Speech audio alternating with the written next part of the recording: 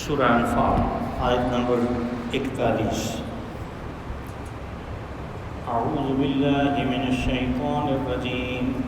بسم اللہ الرحمن الرحیم۔ وَاعْلَمُوا أَنَّمَا غَنِمْتُم مِّن شَيْءٍ فَأَنَّ لِلَّهِ خُمُسَهُ وَلِلرَّسُولِ وَلِذِي الْقُرْبَىٰ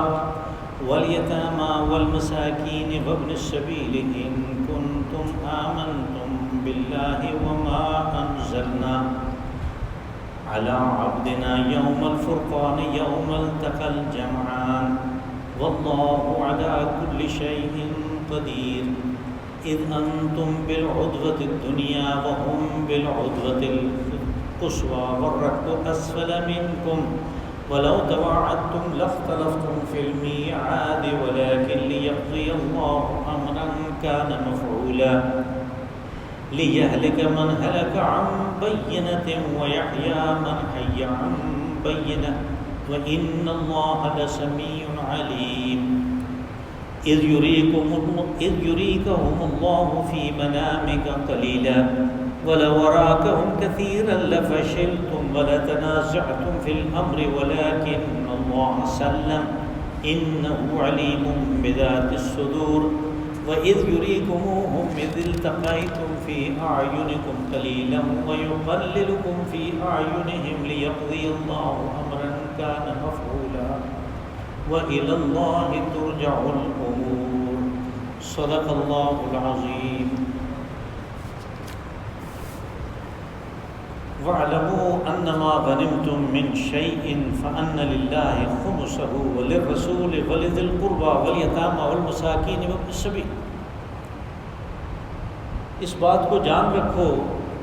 کہ مال غنیمت میں جو تمہیں حاصل ہوا اس میں سے 5واں حصہ اللہ کا، اس کے رسول علیہ السلام کا، قرابت داروں کا، یتیموں اور مسکینوں کا اور مسافروں کا ہے۔ ان کنتم آمنتم باللہ وما انزلنا علی عبدنا یوم الفرقان یوم التقى الجمعان۔ یہ جاننا ان لوگوں کے لیے ضروری ہے جن کا ایمان ہے اللہ پہ اور اس نصرت پہ جو اس نے بدر والی لڑائی والے دن اتاری، جس دن کہ فرقان نمایاں ہوا اور 2 لشکر آپس میں بڑھ گئے تھے۔ واللہ علی کل شیء قدیر، اور اللہ ہر چیز کے اوپر قادر ہے۔ اذ انتم بالعدوۃ الدنیا وهم بالعدوۃ القصویٰ، جب تم وادی کے اس کنارے پہ تھے اور وہ دوسرے کنارے پہ تھے۔ والرکب اسفل منکم، اور جو تجارتی قافلہ ہے وہ نیچے ساحل سمندر کی طرف تھا۔ ولو تواعدتم لاختلفتم فی المیعاد، اور اگر تم نے خود آپس میں طے کیا ہوتا کہ ہم فلاں جگہ فلاں موقع پہ پہنچیں گے مقابلے کے لیے، تو تمہارا اس وقت میں اختلاف پیدا ہو جاتا۔ وَلَٰكِن لِيَقْضِيَ اللَّهُ أَمْرًا كَانَ مَفْعُولًا، لیکن یہ اللہ نے فیصلہ کیا اس لیے کہ اس کے ہاں ایک چیز طے شدہ تھی اور اس نے واقعہ ہونا تھا۔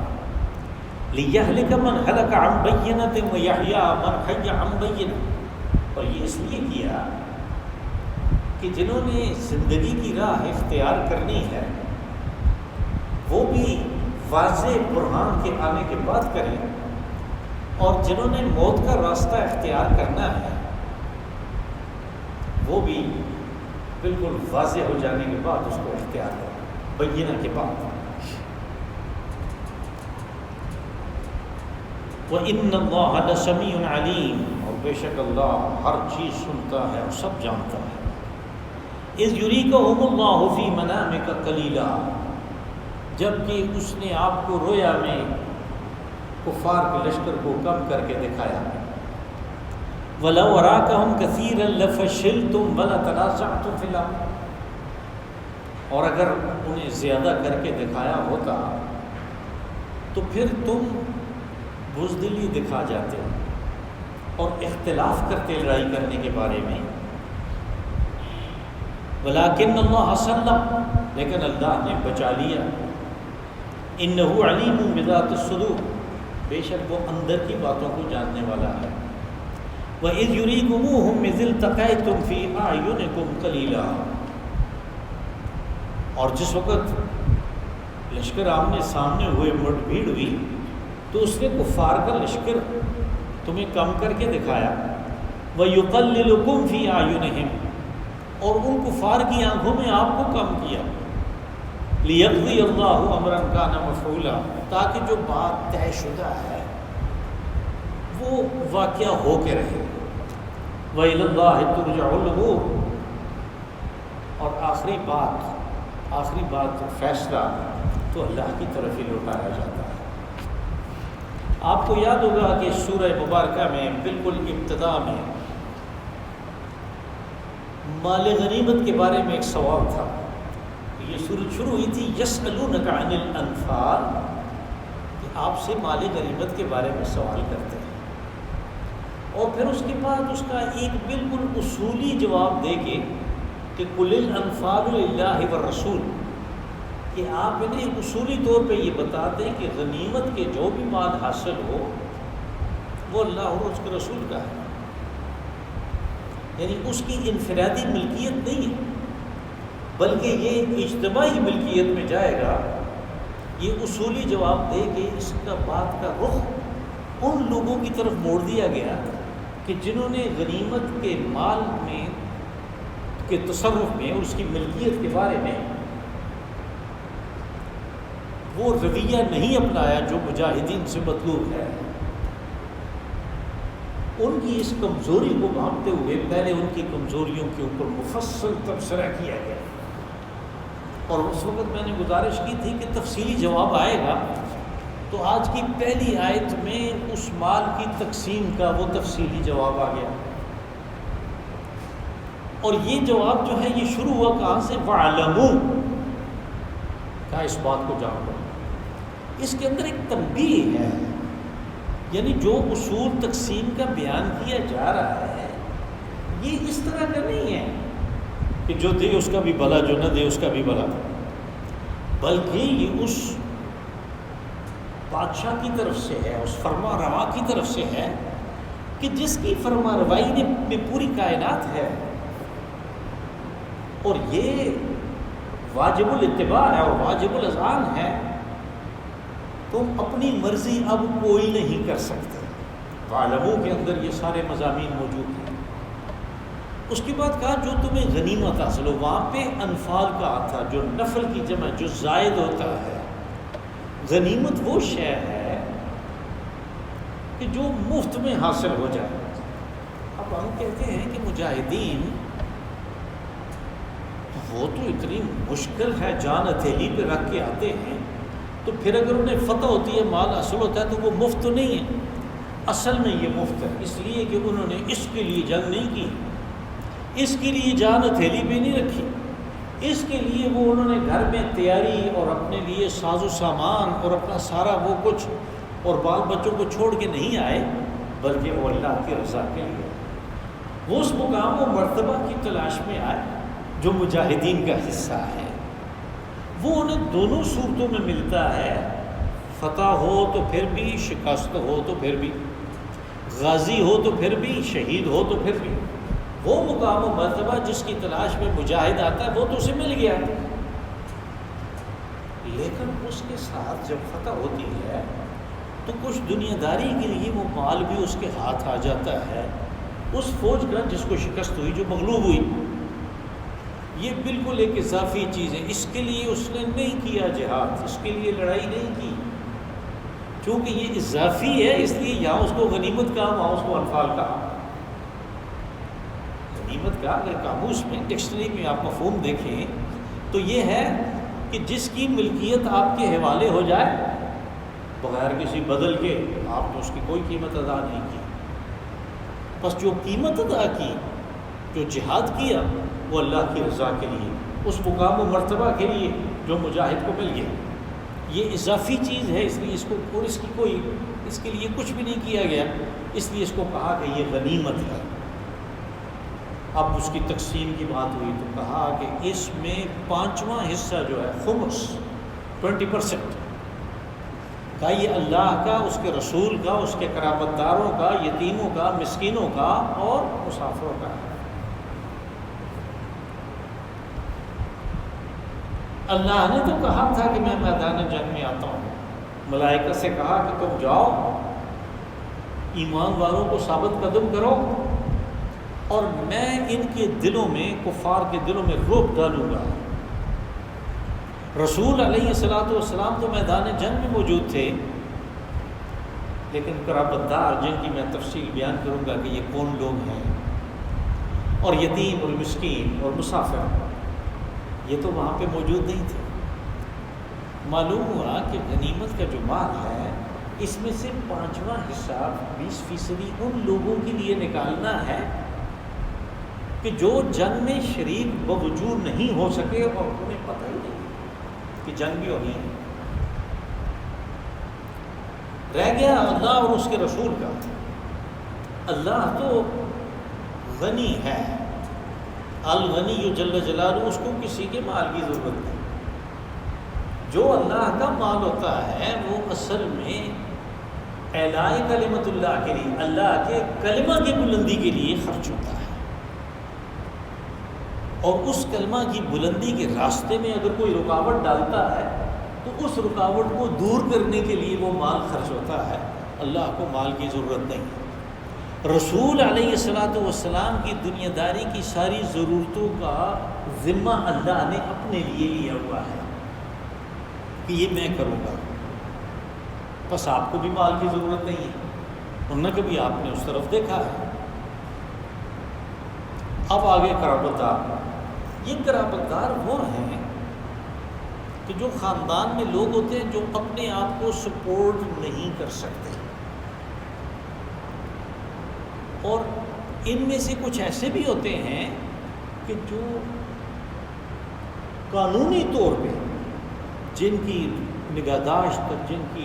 جن کا جو اخراجات ہیں وہ اس بندے نے اٹھانے ہوتے ہیں۔ دوسرے ایسی بھی ہیں کہ قانون مجبور نہیں کرتا، لیکن اخلاقی تقاضا ہوتا ہے کہ یہ ہمارے خاندان کا ہے، اس کے پاس خرچہ نہیں ہے تو اس کو میں دوں گا، تاکہ ایک اجتماعی کفالت کا وہ نظام چلتا رہے کہ بھوکا کوئی نہ رہے۔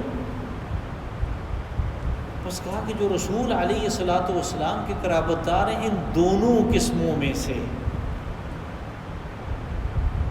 وہ بھی اس میں شریک ہوں گے، اور یتیم کہ جو چھوٹا رہ گیا، باپ کے شفقت سے اور اس کے مال و دولت سے اور اس کی کمائی سے محروم ہو گیا، اور اس کا خرچ جو ہے وہ قرآن حکیم نے اس خاندان کے اوپر اور اس اجتماعیت کے اوپر، اس معاشرے کے اندر ڈالا ہے، ان کے اوپر ڈالا ہے جس کے اندر وہ موجود ہے۔ یہی حال مسکین کا ہے۔ مسکین جیسے آج کل بے روزگار ہے لوگ، جب روزگار نہیں ہے تو اس کے پاس اپنی بنیادی ضرورت کے لیے کچھ بھی نہیں ہے۔ اور مسافر، اس زمانے میں جو مسافر ہوتے تھے تو وہ اپنے ساتھ زیادہ راہ اس طرح نہیں لے جا سکتے تھے جیسے آج کل لے کے جاتے ہیں۔ بس جب وہ زیادہ راہ ختم ہو جائے تو پھر وہ محتاج ہو جاتے تھے، اس لیے ہر جگہ مسافروں کو ساتھ رکھا گیا۔ آج کے دور میں مجرد یہ سفر جو ہے یہ اس کو مجبور نہیں بناتا، اس لیے کہ سفر کرنے کے لیے ضروری ہے کہ اس سفر کے اخراجات اس کے پاس ہوں۔ آج کل کے دور میں وہ اخراجات کیا، وہ ایک کیا، وہ 1000 آدمی کا خرچہ بھی لے جانا چاہے تو ایک کارڈ ہے، جدھر بھی ڈالے گا ATM مشین میں ڈالا، پیسے نکال لیے، دوسرے ملک میں ڈالا، اس ملک کی کرنسی نکلے گی۔ اکاؤنٹ آپ کا روپے میں ہے، یہاں کے ابوڈ آباد کے کسی بینک میں ہے، آپ اس کو انگلینڈ میں، امریکہ میں، جہاں مرضی اس کو ڈالیں، ڈالر نکلیں گے، پاؤنڈ نکلیں گے، اور جو بھی وہاں کی کرنسی ہے وہ نکلے گی۔ بس مجرد مسافر جو ہے وہ اس میں اب نہیں آتا، پہلے یہ بات تھی۔ اب اس کے ساتھ یہ بات لگائی، یہ بڑی خاص چیز ہے کہ ان کنتم آمنتم باللہ وما انزلنا علی عبدنا یوم الفرقان، کہا یہ بات ماننی آسان نہیں ہے، اس لیے کہ لوگوں کا ایک مزاج بنا ہوا تھا۔ عرب میں یعنی سب سے مقدس مال زمانہ جاہلیت میں لوٹ کے مال کو کہتے تھے. اور اگر کوئی منظم لڑائی ہو جائے تو جو فاتح گروپ ہوتا تھا اس کے جس آدمی کے ہاتھ میں جو چیز لگ گئی وہ اس کا حصہ ہو جاتا تھا. البتہ جو قبائل کے سردار تھے، یعنی جس قبیلے کو فتح ہوئی اس کا جو سردار ہے وہ چوتھا حصہ چوتھ وصول کر لیتا تھا، جیسے مرہٹے یہاں پہ وصول کرتے تھے کسی زمانے میں، وہ بھی اپنے حصے کو چوتھ کہتے تھے. اور یہاں یعنی یہ جو ہماری مقامی ایبٹ آباد کا علاقہ ہے اس کی تاریخ کو دیکھیں تو پتہ چلتا تھا کہ ترک آتے تھے، یعنی جدونوں کی آمد سے پہلے ترک آتے تھے اور وہ یہاں پہ جو مقامی لوگ تھے سردار ان سے وہ چوتھ وصول کرتے تھے. یعنی یہ دنیا میں جبر و استبداد کا ایک نشان ایسے معلوم ہوتا ہے کہ چوتھ ہے، چوتھا حصہ ہے. بس اللہ نے اس کو کم کر کے پانچواں حصہ کر دیا کہ یہ پتہ چلے کہ یہ جبر و استبداد نہیں ہے بلکہ یہ ان کاموں کے لیے ہے جو رفاع عامہ کے کام ہیں اور ان چیزوں کے لیے ہے کہ جن کا یعنی ویسے بھی دوسری صورت میں بھی آپ کے اوپر خرچ کرنا لازمی ہے. کہ اگر تمہارا اللہ پہ ایمان ہے تو پھر اللہ نے تو یہ قانون بنا دیا ہے. لیکن ساتھ میں ایک اور چیز کی یاد بھی کروائی کہ اگر تمہارا اس پہ ایمان ہے جو یوم الفرقان کو اتارا گیا، یعنی بدر والے دن جو نصرت اللہ کی طرف سے آئی، جو ملائکہ اترے، جو لوگوں نے خود دیکھا کہ تماشا اپنی آنکھوں سے، کفار نے بھی دیکھا اور مجاہدین نے بھی دیکھا کہ یہ کیا ہوا، یہ لوگ کہاں سے آ گئے. جیسے روایات میں ہمیں ملتا ہے کہ وہ چتکبرے گھوڑے پہ بہت ہی طاقتور قسم کا جو مشرکین میں سے آدمی تھا اس کو ایک انتہائی کمزور آدمی نے پکڑا ہوا ہے، رسی سے باندھا ہوا ہے، وہ لے کے آ رہا ہے. تو وہ سارے حیران ہو کے دیکھتے ہیں کہ تو نے اس کو پکڑا کیسے، اس کو کیسے قابو کیا. اس نے کہا میں بتاتا ہوں. وہ جو بند اس نے کہا میں بتاتا ہوں، اس نے مجھے نہیں پکڑا، وہ چتکبرے گھوڑے پہ سوار ایک اور ہی مخلوق تھی، اس نے باندھ کے مجھے اس کے حوالے کیا. اور اس طرح اس دور کے جو شاعر ہیں، اس دور کے جو مقرر ہیں، جن کے کلام محفوظ ہیں، جب وہ دیکھیں تو پتہ چلتا ہے کہ بغیر یعنی لگی لپٹی کے ان لوگوں نے اس چیز کو تسلیم کیا کہ اس دن اللہ کی مدد اتری تھی، ملائکہ میدان جنگ میں آئے تھے. اس کی یاد دہانی کروائی کہ اس دن یعنی اس چیز کو بھی یاد رکھو کہ فتح و شکست کے لیے اصل چیز جو درکار ہے وہ اللہ کی نصرت و تائید ہے. اگر تمہارا اس نصرت و تائید پہ ایمان ہے تو پھر اللہ کی اس بات کو بھی مان لو. اپنے ذہن سے وہ نکال دو کہ جس کے ہاتھ جو لگا اس کا ہے، نہیں اس کا نہیں. پانچواں حصہ تو تم نے جب نکلے گا پانچواں حصہ کے سارے مال کو لے آ کے ڈھیر کر دیں گے ایک جگہ پہ، اپنے ہاتھ خالی رکھیں گے، اس میں سے پانچواں حصہ نکالا جائے گا. اور یہ باقی جو چار ہیں، جو باقی 80% بچ گیا 4 حصے، اس کی تقسیم حدیث رسول صلی اللہ علیہ وسلم کہ اس کے اس طرح حصے کیے جاتے تھے کہ جو سوار ہے مجاہدین میں سے اس کو 2 ملتے تھے. ایک گھوڑے کے لیے، آپ کو پتہ ہے گھوڑے کو بھی خرچ چاہیے، اور تو اس کا کوئی کام ہے نہیں، وہ جنگ کے لیے باندھا ہوا ہے، اس کی خدمت ہو رہی ہے، اور ایک اس کا اپنا. تو سوار کو 2 ملتے تھے، پیدل کو 1 ملتا تھا. یہ تقسیم حدیث رسول صلی اللہ علیہ وسلم میں ہے. واللہ علی کل شیء قدیر، کہا کہ یہ بھی بات بھی ذہن میں رہے کہ اللہ ہر چیز پہ قادر ہے، وہ تائید و نصرت بھی کر سکتا ہے، وہ شکست کا سما بھی پیدا کر سکتا ہے. اس لیے اس کی قدرت کے اوپر انحصار رکھو، اس کی طاقت پہ انحصار رکھو، اپنی منصوبہ بندی پہ نہ جانا، اپنے اس چیز پہ نہ جانا کہ ہم نے یہ کر دیا اور ہم نے وہ کر دیا. اذا انتم بالعدوۃ الدنیا وهم بالعدوۃ القصویٰ. اب اسی زمانے کی ایک اور بات یاد کروائی.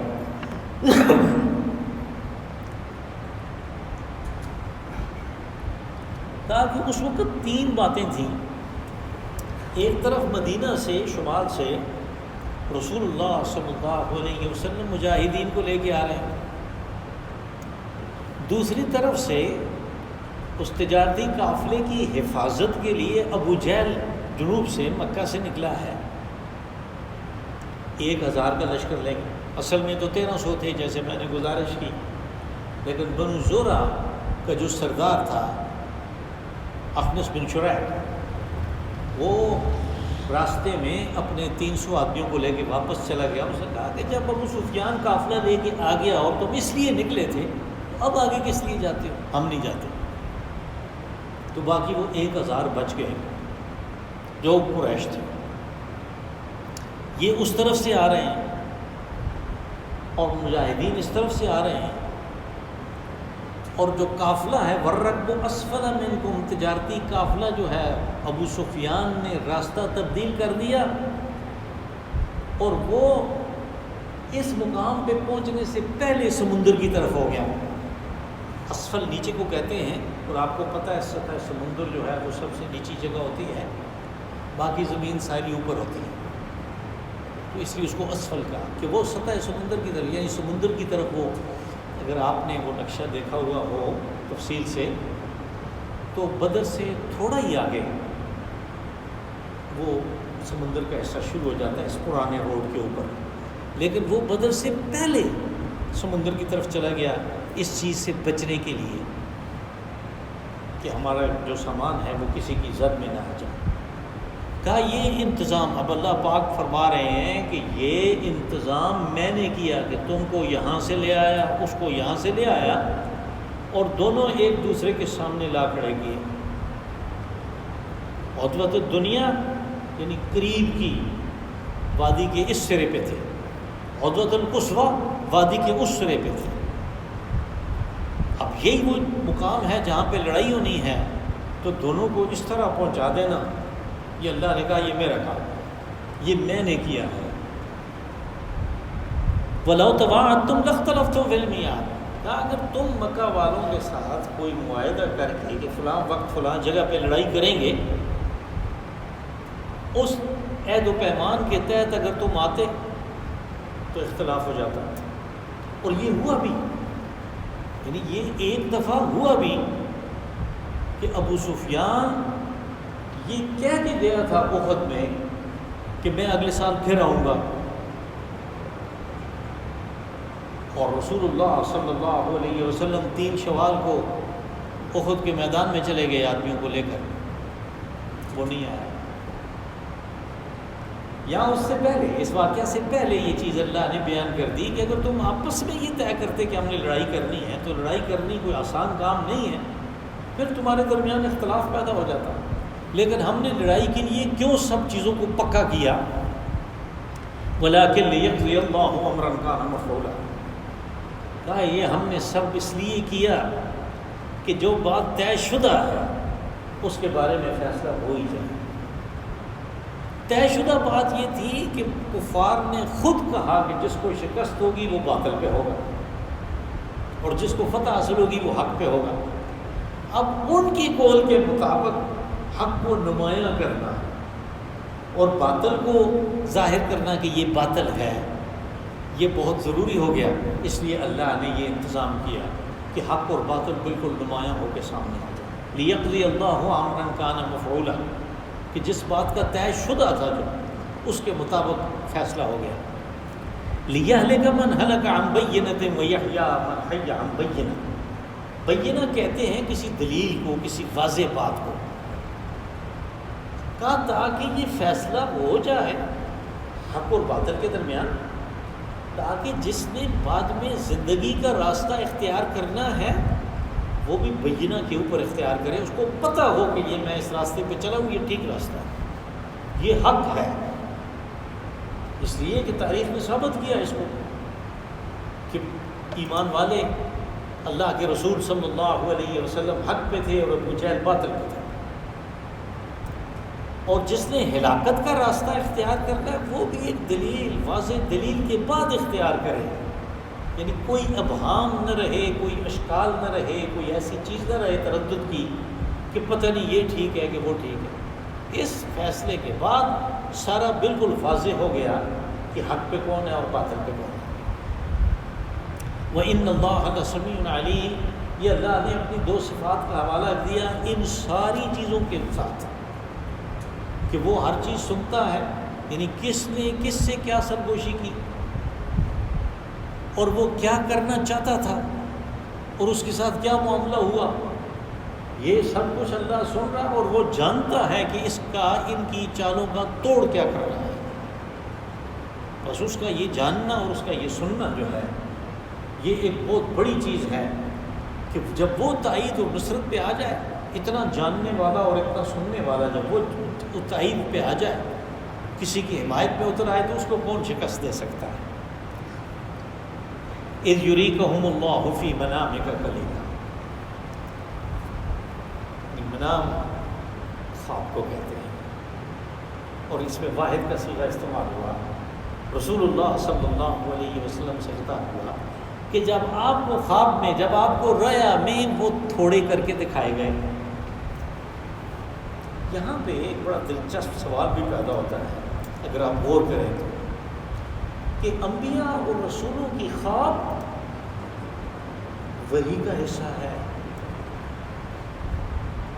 اور وحی میں غلطی کا امکان نہیں ہے کہ اللہ کی طرف سے کچھ ہو رہا ہے رسول کچھ اور سمجھے۔ تو پھر یہ کیسے ہوا کہ 1000 کو کم کر کے دکھایا گیا؟ یہاں پہ اس لفظ جو ہے قلیل، اس کے اوپر غور کرنا بڑا ضروری ہو گیا کہ اس ٹکسالی زبان میں جس میں قرآن پاک اترا ہے، قلیل اور کثیر تعداد کے اعتبار سے بھی استعمال ہوتا تھا، لیکن معنوی اعتبار سے اور روحانی اعتبار سے بھی استعمال ہوتا تھا۔ اسی زمانے کے ایک شاعر حماسی کا ایک شعر ہے، لو انی فی خیارکم قلیلا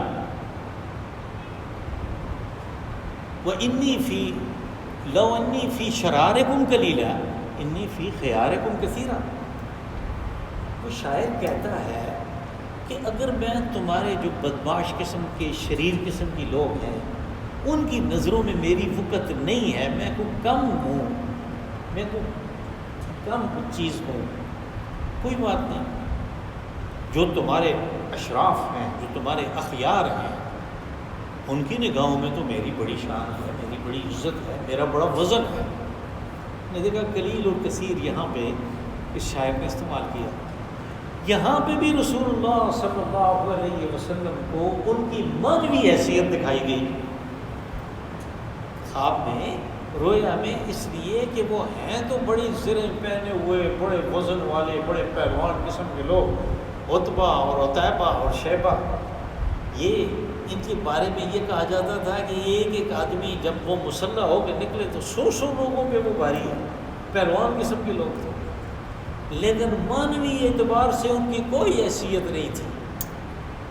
اور رسول علیہ الصلاۃ والسلام کو جو چیز دکھائی گئی وہ معنوی اعتبار سے ہے کہ ان کی کوئی حیثیت نہیں۔ یہ میدان جنگ میں بالکل بودے ثابت ہوں گے، اور وہی ہوا کہ کمال ہے کہ وہ بھاگ گئے، یعنی جب انہوں نے دیکھا کہ یہاں تو ہمارے آدمی مر رہے ہیں اور قیدی بنائے جا رہے ہیں تو وہ بھاگے، یعنی 70 قیدی ہوئے، 70 مرے، 140 اور تقریباً 60 آدمی زخمی ہوئے، تو یہ ہو گئے 200، 800 بھاگ گئے، اور مقابلے میں کون ہے؟ 313۔ ابھی 800 باقی ہیں، ان سے وہ دگنے سے پھر بھی زیادہ ہے، لیکن بھاگ گئے۔ دور تک صحابہ کرام کے بعض حصے نے، لشکر کے حصے نے ان کا تعاقب کیا، لیکن وہ بھاگ گئے۔ یہ ان کی معنوی حیثیت تھی جو رسول اللہ صلی اللہ علیہ وسلم کو دکھائی گئی، اور اسی رویا میں آپ کو وہ جگہ دکھائی گئی اور آپ نے بتا دی جہاں پہ ابو جہل نے قتل ہونا تھا، عتبہ اور عتیبہ اور شیبہ نے قتل ہونا تھا، آپ نے وہ جگہ تک بتا دی کہ یہ اشر ہوگا ان کا۔ یہ اس خواب کی بات ہے۔ وَلَوْ أَرَاكَهُمْ كَثِيرًا لَفَشِلْتُمْ وَلَتَنَازَعْتُمْ فِي الْأَمْرِ۔ آپ نے دیکھا وہ خطاب کے خواب میں دکھایا واحد سے تھا، رسول اللہ صلی اللہ علیہ وسلم سے، لیکن جب کمزوری کی بات آئی تو جمع سے خطاب ہوا، اور اس جمع میں بھی اصل میں وہی لوگ مخاطب ہیں کہ جن کے اندر یہ کمزوری موجود تھی، جن کے بارے میں آپ پیچھے پڑھ آئے ہیں نا، کہ گھر سے نکلے تو ان کا خیال تھا کہ قافلے پہ حملہ کریں. جب انہیں کچھ خیال آیا کہ یہ تو کسی اور طرف جا رہے ہیں تو ان کی حالت یہ ہو گئی کہ جیسے موت کی طرف ان کو کھینچا جا رہا ہے. یہ جو طبقہ تھا کمزور طبقہ، اس کو خطاب کیا، کہا کہ اگر تمہیں ان کی تعداد زیادہ دکھائی جاتی اور آپ ان کو بیان کرتے، کیونکہ وہ وحی ہے تو پھر وہ تو حضور صلی اللہ علیہ وسلم نے بیان کرنی ہے، بیان کرتے لفشلتم، تو یہ طبقہ جو ہے یہ بزدلی دکھا جاتا. ولا تنازعتم فی الامر، اور پھر جنگ کرنے کے معاملے میں ہو سکتا ہے کہ ان کے اندر اختلاف رائے پیدا ہو جاتا کہ جنگ کرنی بھی چاہیے کہ نہیں. ولکن اللہ سلم، کہا کہ اللہ نے یہ چال چل کے اپنے رسول علیہ السلام کو ان کی معنوی حیثیت دکھا کے